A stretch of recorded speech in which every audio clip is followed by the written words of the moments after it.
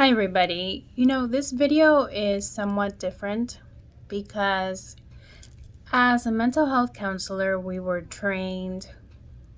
I was trained to believe that diagnoses were so important to determine the type of treatment that somebody was going to receive.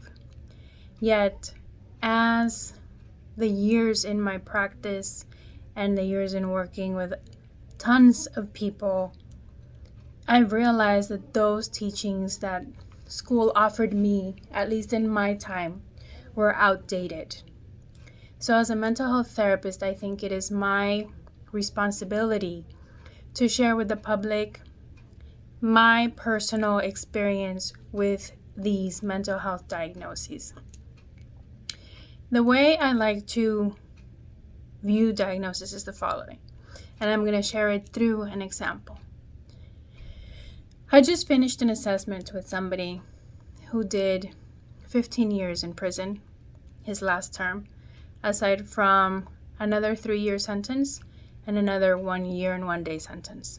We're talking about somebody who has done a total of 19 years in prison, and they're in their late 30s. So it's most of their life, or half of their life, right? Because childhood and teenage years don't really count because they're the foundation to what's going to happen in the future. So when we explore this history of this particular client, which is very similar to many out there that have a legal history with co-occurring disorders, this person grew up in foster care, never met his biological family, and was transferred from foster care placement to foster care placement without any explanation of why, when, anything.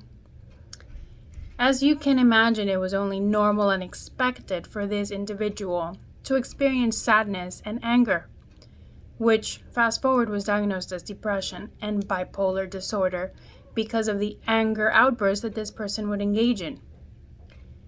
Humanely speaking, nobody took the time with this individual to teach them any coping skills, to explain with them why they were going from foster care to foster care. They would just send them, ship them away from one place to another, right? Knowing that they have no support, they have no family. How would that make you feel? I believe everybody would understand that anger and sadness would be normal and expected development given the history. So this particular person was also placed in special education classes because he was emotionally handicapped. That's the term that he used. They said I was emotionally handicapped. That was so upsetting, because the reality of it is that the people that placed this individual in emotionally handicapped classes, the adults were the emotionally handicapped because they didn't know how to address properly what was happening with this particular individual. Or maybe they didn't have the resources appropriate to provide the services that this particular child at the time needed. So labels start forming. And this individual grew up with the idea that they're emotionally handicapped. No, what they are experiencing is sadness and anger due to the reality. Normal. What they are experiencing is a lack of coping skills. Normal. Nobody taught them anything in regards to how to manage those feelings accordingly, adaptively, functionally. So here we are in a society where these labels are maintained. And as a therapist, it is so upsetting for me to continue being a witness to this.